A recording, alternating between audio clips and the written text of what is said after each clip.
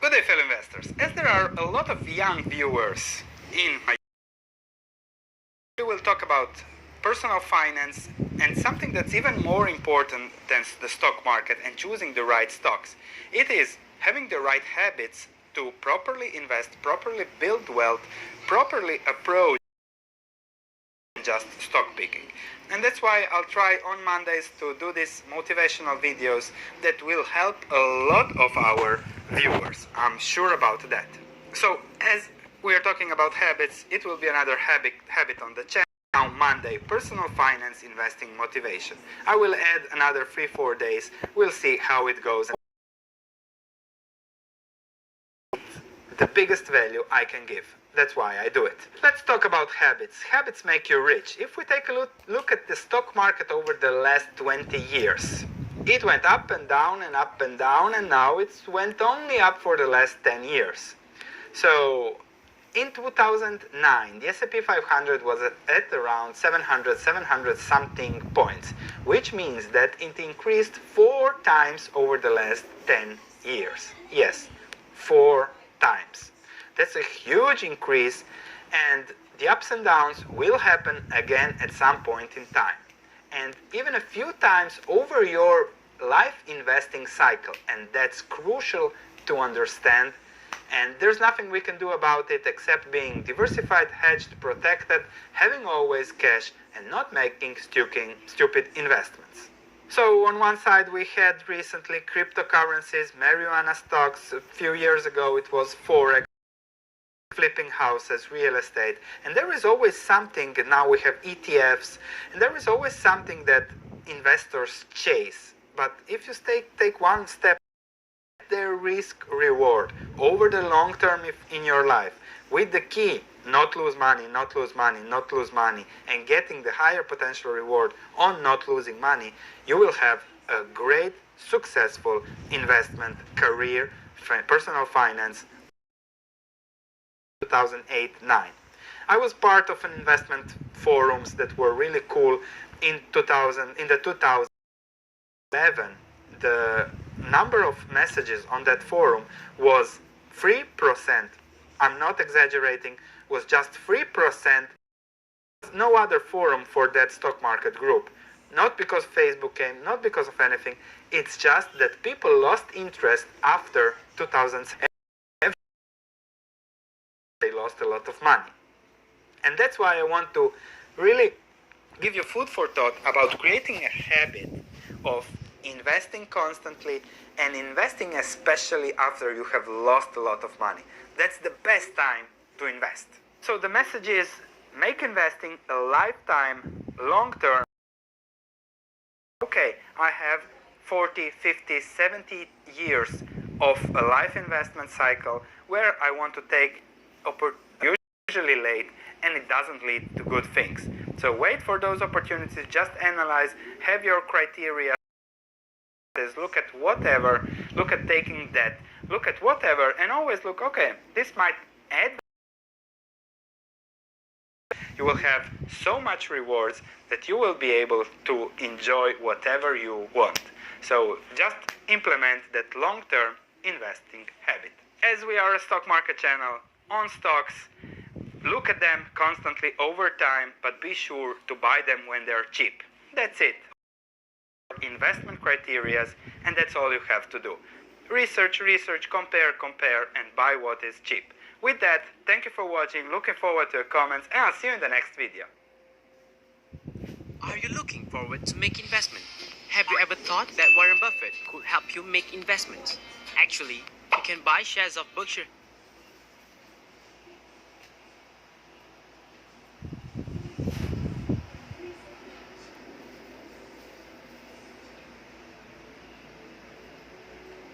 Great, fantastic. Before I start, I want to ask you guys a favor. I'm going to do a little quiz. Just have that. All right, let's get back those slides up, guys. So the first slide is, there we go. So who said this? If you guys know this, just say it out loud. Okay, just not Gordon Gekko. No, be fearful when others are greedy, and be greedy when others are fearful. Who said that? Warren Buffett. Well done. Who is Warren Buffett? Yes, he's the world's richest share investor. Okay, remember his name, by the way, because I'm going to come back to this guy in a few moments. So what we're going to talk about today, guys, we're going to talk about how to profit from a crisis. All right, so that's what we're talking about. Okay, who said this? Okay, second question. Who said the way to make money is to buy when blood is running in the streets? By the way, last time I came to Manchester, I asked this question about a few months ago. Someone said in the audience it was Dracula. It wasn't Dracula. Now, what do you guys think? I'll give you a clue. It's supposedly one of the guys, one of the families, the big families in the world who controls the world. It's not the Rothschilds. Who do you think it is? Not quite. It's Rockefeller. Oops. Sorry about that. I think the way this presentation is done is a little bit skews up the screen. Anyway, yes, the way to make money is Rockefeller. He's an American oil tycoon, supposedly one of the guys who built America. All right, I want to explain to you what I actually meant. And you might be thinking, well, is it even moral? Is it a moral thing to profit from a next crisis? I think of it like a hurricane, coming towards you. Famous one in 1987 came to this country. There's plenty of hurricanes coming to America all the time. And what do you do if a hurricane is coming to your destination where you live? Well, the first thing, I'm sure you agree with me on this, is that you protect yourself, protect your family. All right? It's about being prepared. If a financial storm is going to come, and there will be another financial storm, by the way. The next financial storm that comes, most people, I would say 90% of people, are unprepared. Would you agree with that? Yeah. In 2008, so many people lost money in stocks and property because simply they got stuck in a bubbles phase. They were in denial. Anyway, so I want to share with you a big, major lie. This is a lie, which I can tell you almost every person that you know believes in. You might believe in it too. I used to believe in it. And it's not your fault if you believe in it, because let me say this. This lie is perpetrated by the media. Remember this, by the way, guys. There are two types of information. There are two kinds of information. Information for the masses and information for the classes. Okay? It's what you want to know is information for the classes, not what the media are saying to you. Because the majority of the stuff the media tells you is completely wrong and useless. Here's the lie. If the economy is doing better, so the stock market should do better too. By the way, if you ever hear any person, any economist saying those words on television, you know he doesn't have a clue what he's talking about. It's actually the opposite. You might think that's a bit strange. Why would that not be true? Okay, let's talk about that. The fact is, guys, there's no correlation between the economy and the stock market. None whatsoever. Let me show you. Warren Buffett, again, world's richest share investor. He doesn't even care about what the economy is doing when he buys stocks. He doesn't pay attention to things like unemployment reports, interest rates, housing, all that kind of stuff. Peter Lynch, most famous top money managers in the world. He says if you spend 13 minutes thinking about economic forecast, you've wasted 10 minutes. Let's take a look at the crash, the 2008 crash.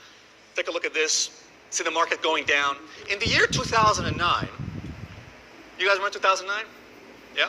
What kind of news stories were you hearing on the radio? If you searched on the radio or television, what were you hearing all the time? Was it positive or negative news? Negative, right? Exactly. All you hear on the news and television was fear, recession, depression, negative GDP, unemployment, low earnings. Guess what? Everybody hated stocks in 2009. Everybody. Almost everyone who was afraid were dumping their stocks and shares. Blood was on the streets. But at that time, insiders, remember, guys, are the people, not the masses, but the classes, right? The classes, the insiders were buying. Take a look at this. At the peak of unemployment in 2009, stocks went up 60%. That's a bit strange. 60% up, and unemployment is at the peak. So what's really going on, guys? Why is it that a good economy doesn't necessarily mean you'll have good stock prices? Why is a bad economy or a crisis the best time to start buying stocks? So here's what's going on. There are about 20 funds. By the way, guys, out of all the slides I'm going to show you today, this is probably the most important one, so pay attention to this one. What's really going on, guys, there are about 20 funds that can basically do 80% of the world's trading. These are the funds, these are the big guys who control the world, like Goldman Sachs, JP Morgan Chase. These are the guys who make the big decisions, what happens. And it's not whoever party we vote for. I've never voted. And here's the thing. They have between 50 to 100 billion dollars under management. Now just remember that. These guys employ the smartest people in the world to do all the number crunching. These guys are more smart than the government. These guys know, based on their statistics and based on their number crunching, what will happen next. So if they think that the reports they have, the data they got, again, remember guys, these are insiders. If they believe that all the facts and the data show that markets will go up and it's a good time to buy, they will start buying. The question for you is, well, how do we know when these guys start buying? And by the way, I want to make sure you guys understand this, that when we buy, we're not buying junk. We're buying quality stocks, not junk stocks. Most people, by the way, probably people you know, friends you know, they buy mostly junk, like penny stocks, which most of them are garbage as well. I don't know if you guys are car enthusiasts. I'm a big car fan. Let me ask you, if you had a choice between a Bentley Continental and a Kia Ceed, which one would you choose? Who goes to the Kia Ceed, just out of curiosity? All right. Bentley? Yeah. I know you're probably thinking, the most common objection I get at this point is, well, hang on a second, it's not even realistic. Bentley cost over 100 grand, over 100,000 pounds. True, but imagine this. Imagine if tomorrow Bentley Motors, which is used to be a British car, by the way, owned by Rolls-Royce. Imagine tomorrow they say to you, you know what, tomorrow we're going to have a 75% sale. Who'd be interested, just out of curiosity? Yeah, absolutely. Same with Mercedes, whatever car you like. Tomorrow they say we're going to 70% discount. Great, I'll buy a discount. But what is a quality business? A quality business is basically solid earnings growth, undervalued, they're cash rich, they've got low debts, and they've got growing sales. Companies like these. Now, whether you like them or you hate these companies, bottom line is all these companies like Apple, Microsoft, Intel, Coca-Cola, Caterpillar, all of these qualify for quality companies. They all have these kind of values. What I'm showing you here, okay? And there's plenty more, by the way, plenty more stocks people have not heard about, which we buy as well. Now, so the next point is, when do we buy them, okay? We buy them when nobody else wants them, okay? Remember that. We buy these stocks when they're hated, when people are afraid, and when stocks are unpopular. Let me ask everybody here a question. So when do you think is the most important time when people would be hating stocks? Yes, a recession or a financial crisis. Absolutely. Again, here's the thing I want you guys to understand. When that happens, there'll be blood in the streets. Remember what Rockefeller said? Okay, all that means is when people are afraid. But here's a warning. Even though this sounds simple, the hardest part is the psychological part. Because why is this so? Here's the thing, guys. To invest successfully, you got to do the psychologically impossible. That means buy when everyone is afraid, sell when others are excited with greed. Thank you very much for having me. Appreciate it. Steve and Dave use eToro to